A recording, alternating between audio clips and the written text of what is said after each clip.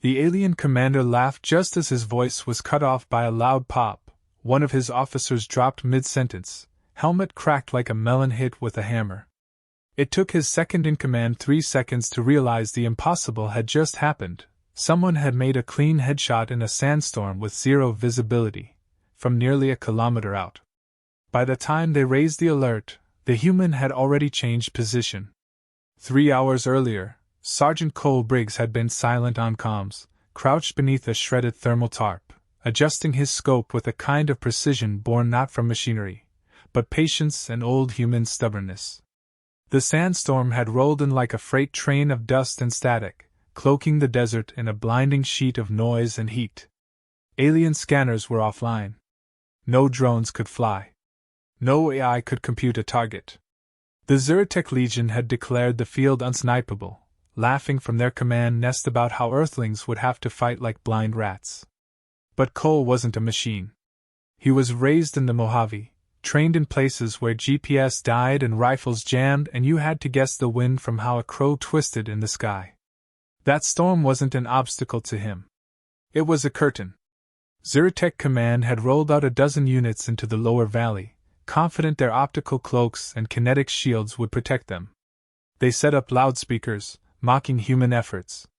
"Primitive earthworms," one of the alien lieutenants boomed.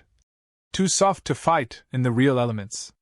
Their leader, Commander Vran, delivered an entire monologue about human cowardice while lounging atop an armored transport crate, visible through the haze like a dark statue. Cole noted every word.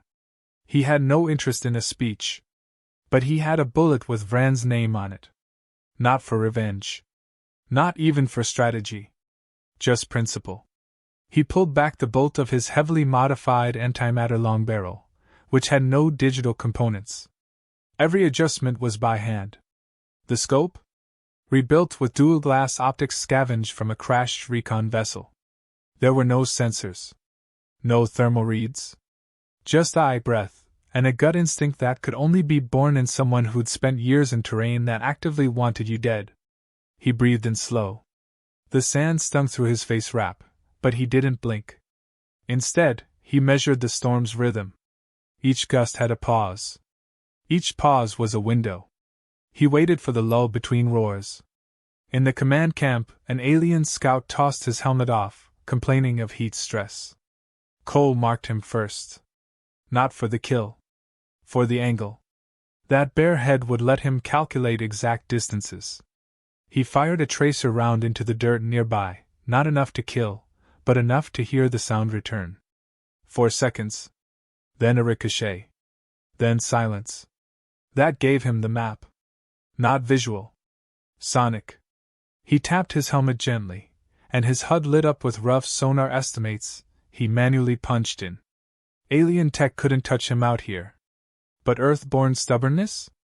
That was a weapon no one in the galaxy respected until it blew your helmet clean open. The radio crackled. Vran's voice again. "They've gone to ground. Pathetic. No rifles. No courage." Cole didn't respond. But he felt it in his spine, the same way he once felt a desert hawk before it hit his shoulder in Fallujah. Time to set the rhythm. He loaded a round made of depleted uranium dust-coated ceramic, quiet, armor-penetrating, old Earth design. No plasma signature. No trail. Just motion and consequence. He watched the crate. He could barely make out Vran's silhouette. Just a shift of mass where the stormlight darkened. But he had it. That tilt. That angle. The weight on the right boot. The lean when he turned to bark something at his guards. Cole measured the wind not by tech, but by watching how the shredded banners behind Vran flailed for half a breath before straightening. That was the window. He didn't hold his breath. He exhaled slow. Let the lungs empty, the mind still. Then he squeezed. The sound was nothing. Not even a thunderclap. Just a whisper. But across the storm, the result was thunder. One of the helmeted guards jerked sideways, top of his skull plate gone, then collapsed without a scream. The comms went silent. For 10 whole seconds, nobody moved. Then panic. Screaming in Zyrtec tongue. Scrambling. shields raised, useless against what they couldn't see.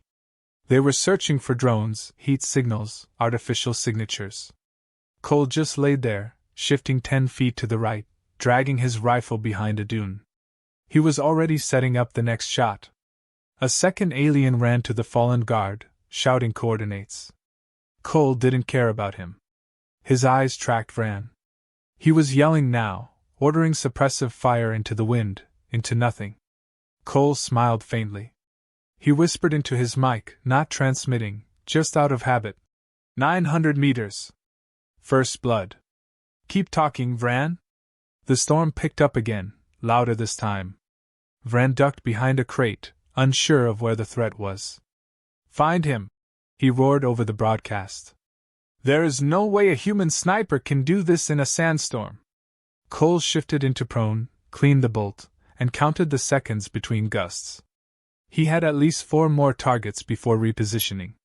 The next one would be the radio tower. Time to silence the airwaves. And once Vran was fully alone, shouting at nothing, Cole would close in. He slid backward down the slope, leaving no trace but a smoothed-over track in the sand. As he vanished into the storm, his face covered, breath even, pulse steady, the aliens called out to each other in desperation. They spoke of ghosts, of cloaked machines, of hallucinations in the dust. They didn't understand what had just happened. This wasn't a machine. This wasn't a drone. This was human war, fought not with tech, but with teeth, memory, and wind-scarred instinct. And Cole had just started. Cole moved like the sand itself, shifting, quiet, and impossible to trace. With every crawl forward, he was erasing his own trail behind him. He had long stopped relying on anything electronic. No satellites, no targeting systems, no infrared. The sandstorm didn't just level the field, it erased it. While the Zyrtec Legion fired blindly in all directions, Cole had already relocated to the skeleton remains of a transport hauler buried half in a dune. He rested the barrel of his rifle on a cracked stabilizer beam and realigned his scope by listening to how the wind whistled through the torn metal slats. His ears were more valuable than any AI interface ever built. The storm had rhythm, and rhythm could be mapped. Across the valley, the aliens had gone from laughing to snarling. Vran's voice, now tighter and colder, ordered squads to sweep the eastern ridge. Cole knew they'd never reach him. The storm would choke out their visibility before they even stepped off the plateau. But he also knew Vran would escalate soon. He'd start pulling his top units in tighter, using them as bait or as armor. That meant less chaos, more control. Cole needed chaos. He needed noise and fear and shouting over radios to mask his movements. So he made more. His gloved hand dipped into a pouch at his side and pulled out a custom round. Low velocity, soft shell, just enough punch to shatter metal without killing. He chambered it, and aimed not at a soldier, but at a comms dish just above their portable barracks. He didn't wait for a lull in the wind. He timed it to the peak of the gust, when the howl would swallow the echo. Then he fired. The shot hit with a metallic clang that echoed like a drum in the sky. The dish spun sideways, sparks flying as alien tech burst into short-circuited chaos. It didn't kill anyone, but it worked better than a bullet. The troops started shouting, thinking they were being flanked. Vran yelled something about triangulation, ordering units to break formation and spread out. That was the mistake Cole had been waiting for. He didn't need the kill. He needed the target to move. 2 aliens broke away from the main group, sprinting toward the edge of the hill where the broken comms unit still sparked. They were wearing heavier helmets, lined with layered shielding, and Cole recognized the insignia on the shoulder, Field Lieutenants, Vran's inner circle. If they were coming out, Vran would be alone soon. Cole took a breath, slowed his heartbeat, and tracked their path. The first shot hit the rock just behind one lieutenant's boot. Not enough to kill. Just enough to trip him forward. The alien fell flat, rolled behind cover, and started yelling coordinates. The second trooper ducked and began returning fire blindly. That was Cole's cue. He turned his scope slightly and aimed for a vent pipe behind them, calculating the ricochet path in his head. He fired. The bullet struck the pipe, then bounced off a brace, angled off the ground, and nailed the shouting alien in the thigh. Non-lethal. Just enough to take him out of the game. Cole smiled faintly. With those two down, Vran was one step closer to being alone. He began crawling again, now lower than before, the rifle tucked under his chest, his breathing shallow. Every inch forward mattered. The closer he got to the center of the alien camp, the more he could feel the static coming off their panic. They had no idea where he was, and worse, they had no system to detect him. Their tech couldn't adapt fast enough to the old-school tactics. Cole wasn't fighting like a soldier. He was hunting like a ghost. Through the distorted lens of his scope, he caught sight of movement on the upper ridge. A cluster of aliens gathering around a high-signal antenna. They were panicking, trying to re-establish control. One of them was tapping a wrist console furiously, trying to upload targeting data. Cole watched closely. Then he saw it. Vran's silhouette moved into the frame. The commander looked furious. His movements were sharper, shoulders hunched, his voice cutting through the static as he ordered tighter defense circles. Cole noted every detail, how his hand rested on his sidearm, how he kept glancing behind him like he knew someone was watching. He was close. Too close to hit now. He'd be expecting a shot. Cole needed a distraction. He reached into another pouch and pulled out a tiny drone rotor he had stripped and modified. It wasn't flight-capable anymore, but it spun just enough to generate sound. He tossed it behind a dune about 15 meters away, then activated the motor. The spinning blades clicked against each other, creating a light but noticeable hum. Enough to sound like movement. Alien troopers turned immediately, weapons aimed. Vran barked something, and 3 soldiers rushed toward the sound. Cole used that moment. He pivoted back to the ridge. One alien remained with Vran, scanning the horizon with a long-range rifle. Cole adjusted for the wind, waited for the gust to rise, then dipped low during the calm. He angled slightly to the left, held steady, and squeezed. The shot tore through the alien's visor, dropping him instantly. Vran spun around, eyes wide, suddenly aware he was fully exposed. He ducked behind the antenna, yelling for cover. Cole didn't move. He didn't fire again. He let Vran feel it. Let him sit in the silence with the knowledge that someone out there had sighted him, aimed, and chosen not to pull the trigger again. Yet. The storm howled louder now, drowning the alien calms. Vran was shouting again, but his voice cracked. The troops began collapsing their formation, building temporary shields and firing into the dark. They were unraveling. Cole stayed in position, calm, almost still. He wasn't after numbers. He was after one helmet. As the wind blew harder and the storm grew louder, he knew the next shot had to be perfect. Not rushed. Not emotional. Precision born from patience. Vran would move soon. He had to. And when he did, Cole would be ready. Not with technology. Not with numbers. Just one shot, one pull, and one name scratched off his list. He shifted back into the sand, disappearing again as if the desert had swallowed him whole. Vran was silent now, crouched behind the shattered comm tower, visor clouded with grit, hands trembling ever so slightly though he tried to hide it from his guards. It wasn't the storm that had shaken him, it was the silence that followed the last kill. The sniper hadn't fired again. No taunt, no warning, no visible movement. Just a single shot, clean and precise, removing his guard without fanfare. It wasn't warfare. It was judgment. Vran hated that. Hated not being in control. Hated not understanding the battlefield. And most of all, he hated that his enemy refused to reveal himself. Cole watched from his new position between 2 stone ridges shaped by wind over centuries. He had moved without leaving a mark, sand trickling behind him like water in a crack. From this angle, he could see not just Vran's cover but the outer patrol routes of the remaining elite guards, the ones now pacing nervously and scanning every inch of the desert. One even fired into an empty dune just to break the tension. That told Cole everything. They were on edge, jumpy, and close to breaking rank. The moment they did, Vran would be isolated, and isolation meant exposure. But Cole wasn't going to rush. He was building pressure, the kind that didn't come from bullets but from the waiting between them. He had studied ancient Earth tactics, the legends of snipers who waited for hours, even days, just for the right breath of wind and the angle of the sun. Out here, the sun didn't matter.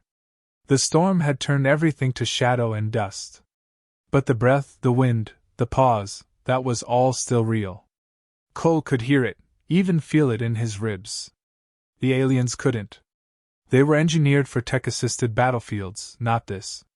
Not the chaos of nature paired with human stubbornness. He checked his old wrist strap, not digital, just a woven cord with a copper slide bead. Each notch on it marked a fallen war zone. He tapped the bead once and breathed out. Then he watched. Through the haze, he spotted one of Rand's lieutenants arguing with another. They wanted to retreat, maybe shift the commander to a bunker or deeper shelter. Rand refused. Even at his most frightened, his pride wouldn't let him run. Cole had counted on that. To prepare the next phase, Cole opened a small compartment on his pack and pulled out a folded piece of alien mesh, scavenged from a past mission. It shimmered slightly in the sand like a heat mirage. It wasn't much, just a visual disruptor that worked for a few minutes when paired with heat signatures. Cole slipped it around a steel rod, then attached it to the end of a dummy rifle, one he'd carved from broken transport parts. He planted the whole decoy behind a rock outcrop facing north, exactly where Rand's scanners would sweep next. Then he turned his attention to the real prize. He knew Vraan would scan for pulse signals now. They would attempt to identify humans based on heart rate, body heat, and breath patterns. So Cole faked them. He reached into a sealed pouch and pulled out a heating capsule wrapped in an old rag dampened with moisture packs. He taped the package to a bent spike and pushed it up right next to the dummy rifle. With the mesh active and the heat false signal pulsing, it would appear on alien radar as a living, breathing threat. And that would be enough to pull Vrand's guards in. Minutes later, 2 scouts broke from the inner circle and moved toward the decoy. They crept slowly, weapons aimed, forming flanking angles, thinking they had finally found the ghost. Cole didn't shoot. He let them close the gap. He wanted Vraan to believe the sniper was there, tied down, vulnerable. Vraan leaned over the crate, scanning with a wide-burst ocular lens. Cole adjusted his scope. This was the moment he had built toward. He could take the shot now. Vraan's helmet was half-turned, his visor catching the stormlight. One clean shot, and it would all be over. But Cole didn't pull the trigger. Instead, he opened his mic and tapped into the alien frequency. Not to speak. Just to breathe. A soft inhale, long and controlled, echoing across their comms like a whisper from a shadow. It took a full 5 seconds before Vraan realized it was live. Then he screamed. He ordered his remaining guards to return. Panic swept across the ridge. The 2 scouts turned, confused, and that's when one of them caught sight of the decoy. Too late. They opened fire, unloading into scrap metal and rag. Cole used the moment to shift again. He crossed 20 meters under cover of the sand, reached a new ridge, and set up on a slightly elevated position. From here, the shot was clearer, less wind interference. Vraan had left his cover to yell instructions, pacing in front of his troops, trying to show courage. He never looked at the sky. That's where Cole aimed. The reflection of Vraan's visor glinted just enough to mark the top arc of his helmet. He whispered to himself, something no one else could hear. Not a prayer. Just a line his father used to say when teaching him to shoot as a boy. Wind remembers the hands that wait. Then he pulled the trigger. The shot flew silent, carried not by speed but weight and precision. It didn't crack the air. It didn't light the sky. It simply traveled, like it had always belonged to that moment. And when it arrived, Vraan's helmet cracked open like a struck egg, the visor shattering into the wind, and he dropped mid-step, not even realizing he'd been hit. The guards froze. Not one fired back. They were too stunned. Their commander had been in full armor, behind visual cloaks, surrounded by elite scouts. And he'd fallen anyway. Not with a fight, not even with warning, just one shot from the storm. Cole stayed still. No movement. No celebration. He counted the seconds. Waited for the rush. But it didn't come. The aliens weren't retaliating. They were retreating. The line had broken. The legend had begun. Somewhere in their command chain, someone had whispered the new report across the net. The storm wasn't just chaos anymore. It had a sniper inside it. One who didn't miss. Cole exhaled slowly. The shot was done. But the war wasn't over. He cleaned his rifle, slipped back into the dust, and left behind only one thing on a rusted crate half buried in the sand, a spent casing with a scratched mark on the side. Not a name. Just a line. 1. There would be more. The sand hissed louder now, as if the desert itself had watched Fran fall and decided it was time to bury the evidence. Cole didn't run. He didn't need to. The silence that followed the shot had done most of the work. The remaining aliens stood frozen, rifles gripped tight, eyes darting in every direction but still blind inside the storm. Some looked up into the wind, half expecting the human to descend like a ghost out of the dust. Others were already backing away, step by cautious step, toward their remaining transport haulers. The pride of the Zyrtec Legion had cracked not from firepower, but from one rifle and a man who refused to miss. Cole lay still, counting heartbeats, watching through the scope as confusion unfolded in waves. 2 guards lifted Vran's body but didn't say a word. His helmet, split and sparking, hung loose at the side of his neck like a peeled shell. The men holding him weren't soldiers anymore. They were messengers carrying the proof of their failure. Cole marked their faces in silence, not with anger, just awareness. If they ever came back, he'd know them.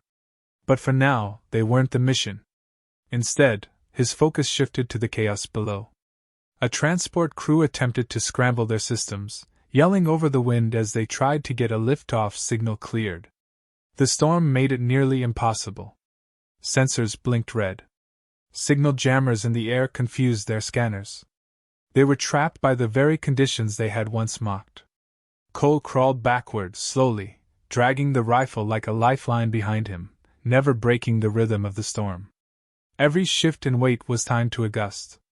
Every breath hidden under the rumble of distant lightning. He moved not like a man, but like something the desert had made. After clearing the ridge, he settled into a shallow pit formed by 2 collapsed drone husks.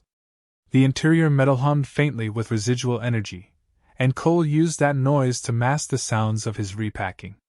He broke down the long rifle into its core parts, tucking the barrel into his back wrap and the scope into a pouch lined with glasscloth. No trace. No prints. Not even brass. The spent casing he had left behind on purpose. That was his signature, and he only ever signed with one word. Final. He checked the rest of his gear. 1 flashbang, 2 heat decoys, a signal jammer set to burst in 5 minutes. That was enough. The final act wasn't a firefight. It was a message. One the aliens wouldn't understand until they were off-world and looking back at the footage in silence. Cole triggered the decoy spike. It began to pulse slowly, emitting a fake heartbeat signature like a wounded soldier crawling in circles. Within seconds, one of the scouts picked it up. Shouting followed. They moved in tight formation, 5 wide, weapons drawn, circling toward the signature like predators to wounded prey. But what they found instead was a message carved into the side of a steel crate in human script. Simple, messy, almost childish from the dull blade used. The letters read 900. That was all. No threats. No bravado. Just a distance. A confirmation. Cole watched through a compact monocle lens from across the field, tucked low under camo netting stitched with dried sandgrass. When the lead alien turned to report the find, Cole clicked his jammer, and the scout's comms instantly went dead. The alien blinked, tapped the side of his helmet, confused, then turned, and realized they were alone. That's when they all started looking around. Not at the ridge. Not at the crates. At each other. The enemy, they suddenly understood, was watching them from somewhere they couldn't reach. Somewhere too far, too quiet, and too deliberate. Cole stayed low, observing the dominoes fall. The rest of the aliens abandoned their sweep and moved into defensive clusters. One even tried to radio into Orbit Command, but the storm still blocked the uplink. When that failed, they started torching their own signal arrays to prevent any future tracing. In the process, they lit up their camp like a beacon through the storm, an amateur mistake Cole didn't even need to exploit. They had turned on themselves. All he had to do now was vanish. He took the long route around the valley, skirting under rock arches and jagged terrain long stripped clean by the wind. This was where he felt most alive, far from the organized chaos of high command, away from the polished maps and satellite feeds. Here, it was just breath and instinct and sand. When he finally reached the northern ridge, he sat for a moment on a cracked ledge and looked back through his scope. The alien camp was flickering with red warning lights. Multiple transports now sat half-buried in sand, their crews unsure whether to dig or launch. They were stranded not by force, but by fear. Cole unslung a thin wire antenna from his pack and slid it upward into the air, letting it peak just above the ridge. Then he clicked his backup comm system to a low-band Earth frequency and whispered a single phrase. "Contact made. Confirm kill." The signal bounced through the jammer burst and carried just enough punch to reach the secondary relay tower planted behind the mountain 3 days earlier. Within seconds, the reply came through. Status confirmed. Extraction cleared. No signature on ground. Cole tapped the unit twice, tucked it away, and closed his eyes for a moment beneath the gusting wind. He didn't think about the kill. Not directly. It wasn't celebration. It wasn't guilt. It was just necessary.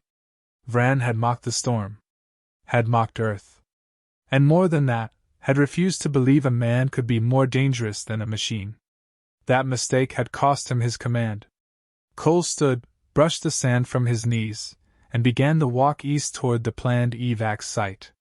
It would take 2 hours in this wind. Longer, if another squad got brave and came hunting. He kind of hoped they did. As he disappeared into the swirling dust, the wind swallowed his trail once again. All that remained in the alien camp was confusion, a cracked helmet, and a phrase etched into steel like a curse. 900. And somewhere in their reports, a question would appear that no one could answer. How do you stop a sniper who doesn't want recognition, doesn't leave behind tech, and doesn't miss? That question would echo long after Cole was gone. Because out here, in the places where tech failed and signals died, there were no machines. Just men. Men with patience. Men with precision. Men the galaxy had forgotten could still win a war with one shot. The wind had begun to quiet, but it wasn't peace. It was a different kind of silence now, thick, waiting, and suspicious. Cole moved through it without hurry, every step calculated, every movement gentle, deliberate, and practiced. The sand shifted beneath him, still clinging to his boots and knees, but no longer fighting against him. It had accepted him. He had become part of it. Behind him, the battlefield he'd shaped with a handful of bullets, and the absence of noise lay buried under confusion and fractured discipline. Ahead, the jagged pass rose like a broken ribcage from the planet's crust, marking the way to his evac. He paused at the base of the ridge, unslinging his canteen and drinking slow. The water was warm, gritty, and tasted like metal. He didn't care. It was the taste of success. Not victory, not in the traditional sense. There were no parades for what he had done. No medals for removing a single enemy commander from a storm. Just quiet confirmation. Just one less name on a list that only he kept track of. Somewhere up in orbit, someone would see the confirmed signal, check it against their records, and nod in silence before moving on. Cole preferred it that way. Across the valley, the Zyrtec forces hadn't moved much. They'd gathered their remaining officers under emergency shelters, waiting for clearer skies before trying another launch. The irony was that they had spent months believing in their superiority, in their machines, their predictions, their range. They never considered the storm could be turned against them. They never thought a lone human could still make war without satellites or squadmates or coordinated support. But Cole had done it with less. He always had. He started climbing the rocks, each ledge taken with care. His rifle remained slung tight across his back, its barrel still dusted from the last shot, its chamber empty. He wouldn't clean it until he got back to base. That was tradition. The weapon stayed dirty until the mission was truly over. The final stretch up the ridge was narrow, carved by wind and time. Just before the top, he ducked into a shallow overhang and dropped to one knee, letting his body rest. He scanned the horizon with his monocle lens, watching for movement. Nothing. Just wind, rocks, and a thick blanket of storm retreating into the distance. A quiet beep came from his pack. Extraction signal. His ride was in position, 2 clicks to the northeast, just beyond the edge of the rocky field. No dust trail, no sound, just stealth engines buried beneath the terrain, waiting for him. He tapped the signal twice in reply, then packed up for the final leg. As he moved again, his thoughts drifted, not to the kill, but to the reputation it would leave behind. He had not wanted fame, not here. But this planet would remember something, even if only through whispered reports and second-hand fear. That sniper in the storm. The one who didn't miss. The one who left a number carved in steel and a helmet cracked clean through. He passed the old thermal wreck near the halfway point, its scorched hull half sunken in the dune. Inside was where he'd buried his decoy gear. Just scrap now, useless after the jamming burst, but still valuable for one final purpose. He reached in and pulled out a strip of cloth, the same kind Vrans officers wore around their necks. He had taken it earlier unnoticed, from the body of the first target. He tied it to the edge of the wreck and stepped back, watching how it fluttered in the settling wind. Not as a trophy. As a warning. A silent one. Anyone who came through here later would find it, and wonder what had happened, and why that strip was left without a body. That was enough. The extraction site came into view moments later. No lights, no beacons, no guards. Just a small drop pod built to look like terrain, its hatch already open, blending into the dust like a wartime illusion. Cole approached it without hesitation. As he stepped inside, the hatch closed behind him, sealing him in quiet darkness. A hiss of filtered air replaced the sting of grit in his nose. He sat on the side rail, and finally laid the rifle across his lap. For the first time in hours, he allowed himself to breathe like the mission was truly finished. The interior systems didn't speak. No voice. No report.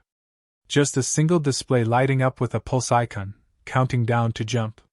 He had 10 minutes before the pod would eject and send him into high orbit for pickup. 10 minutes to let the last few hours settle. He opened his small gear bag and pulled out a data slate. On it were coordinates. Dozens of them. Names, call signs, and code names written beside each. Some were grayed out. Some still lit. Vrans was one of the last glowing. Now, with a quiet swipe, Cole dimmed it to gray. He leaned back against the wall, closing his eyes. Behind his eyelids, the storm still swirled. Not violent, not chaotic, just steady. Always moving. That was how he fought. Not with noise. Not with brute strength. With pressure. With inevitability. His enemies expected confrontation. They got silence. They expected overwhelming numbers. They got one man and a plan buried in wind and dust. The pod vibrated slightly as it began the rise to the edge of orbit. Cole didn't move. He stayed there, eyes closed, listening to the hum of ascent. There would be other missions. Other names. Other planets that thought they were safe because the atmosphere was too harsh or the terrain too unpredictable. But every storm had its pattern. And every war had someone watching, waiting, and aiming. Not because they wanted to be a hero, but because someone had to make the final shot. As the pod crossed into the upper atmosphere, its outer shell shedding heat like fire, Cole finally opened his eyes. Out the small viewport, the world below was shrinking. Just another desert planet. Nothing special. But it would remember him. Not his name, not his face, just that impossible shot. The one fired at 900 meters in a storm no one believed could be sniped through. A myth now. A crack in command. A ghost with a rifle. And when the next world mocked the old weapons of Earth or claimed their atmosphere was unassailable, someone would whisper a name they couldn't quite remember. A unit that didn't exist. A number scratched in metal. They'd tell the story of the alien commander who dared the storm and lost his head for it. And somewhere far away, Cole would be loading another round, adjusting another scope, and waiting again for the wind to fall silent.